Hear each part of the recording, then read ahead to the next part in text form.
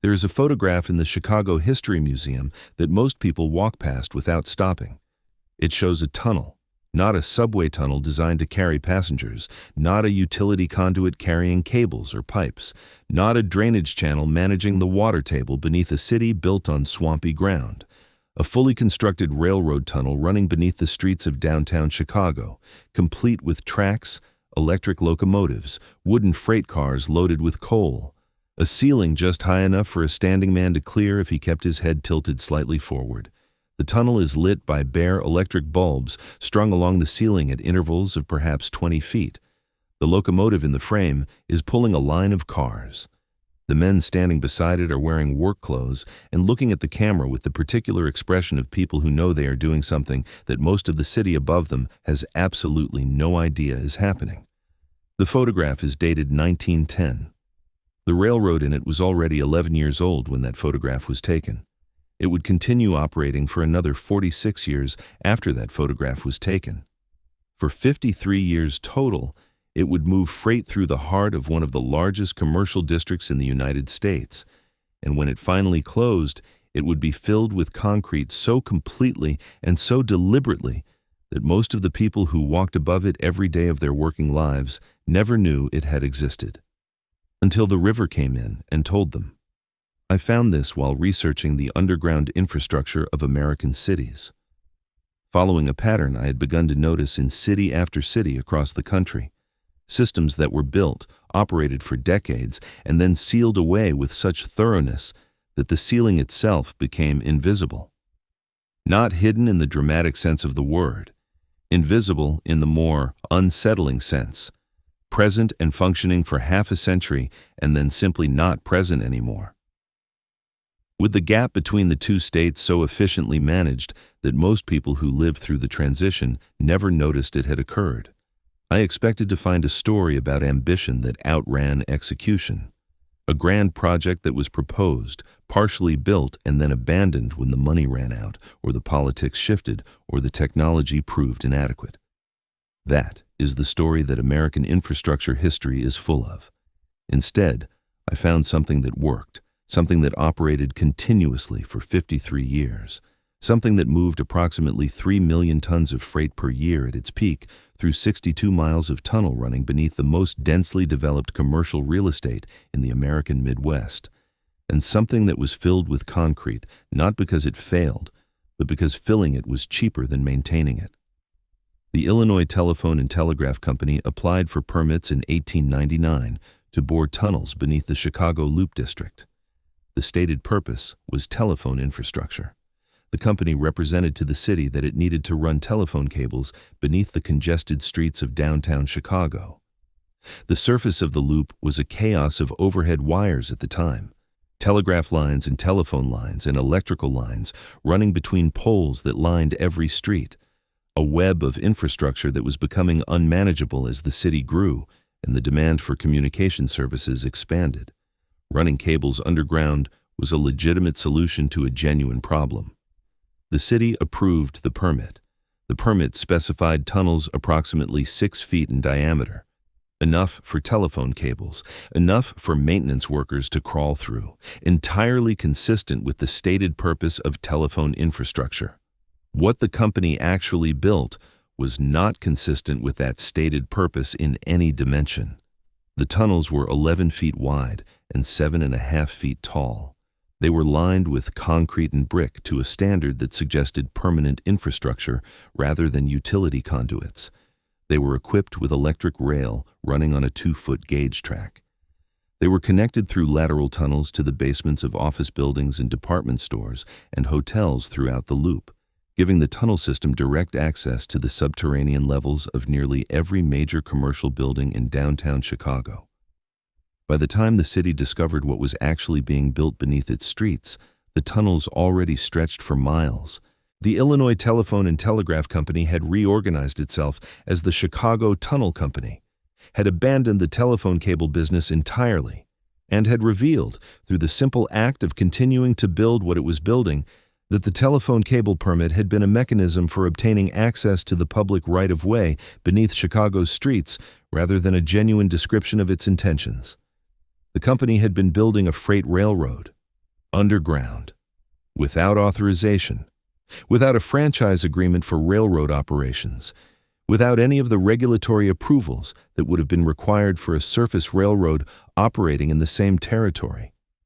It had simply applied for a permit to do one thing and then done another thing. And by the time the city discovered the discrepancy, the tunnels were too extensive and too expensive to undo.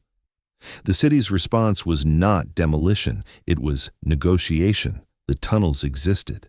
Destroying them would cost more than the city wanted to spend on punishing a company that had, whatever its deceptive origins, produced something that downtown Chicago's merchants and building owners genuinely wanted. Freight delivery to the Loop was a chronic logistical problem. Every parcel, every ton of coal, every piece of merchandise that entered a downtown building had to be carried through streets that were increasingly congested with the traffic of a growing commercial city. An underground freight system that could deliver directly to building basements without ever appearing on the street was something Chicago's commercial interests were prepared to pay for. The city granted a retroactive franchise. The Chicago Tunnel Company expanded its network. By 1906, the tunnels covered 40 miles beneath the Loop. At maximum extent, they would reach 62 miles, connecting to more than 50 surface railroad interchange points and providing direct basement access to the major department stores, office buildings, hotels, and utility facilities of downtown Chicago. The system operated around the clock. Electric locomotives pulling lines of small wooden freight cars through tunnels lit by bare electric bulbs, moving coal to the furnaces of downtown buildings, removing ash and waste, delivering merchandise from surface rail terminals to the basements of the stores where it would be sold, carrying mail between the central post office and the downtown branches. At peak operation in the 1910s and 1920s, the Chicago Tunnel Company was moving approximately 3 million tons of freight per year through its underground network. 3 million tons of material flowing beneath the feet of office workers and shoppers and hotel guests who had, in the overwhelming majority of cases, no idea that any of it was happening below them. Now, here is where it gets strange. The Chicago Tunnel Company was not a secret operation. It was a private railroad subject to Interstate Commerce Commission regulation. It filed annual reports with the ICC. It paid property taxes. It advertised its services to downtown businesses. Its tunnels were mentioned in engineering journals and in municipal planning documents. It was operating in plain sight of every regulatory body that had jurisdiction over it, and yet it remained almost entirely unknown to the general public for the entirety of its 53 years of operation. Not because anyone was hiding it, because the structure of how it operated made it effectively invisible. The tunnels ran beneath the street. The connections to buildings ran through basement utility corridors that building occupants never entered. The freight movements happened primarily at night and in the early morning hours. A person could work for 30 years in a Loop office building that received its coal and its merchandise through a tunnel connection in its basement and never encounter any evidence that those deliveries had arrived by underground railroad rather than by truck. The invisibility was not maintained by secrecy. It was maintained by the simple fact that the system operated in a layer of the city that ordinary people never accessed. The layer between the street and the utility infrastructure. The layer where the pipes and the cables and the foundations lived.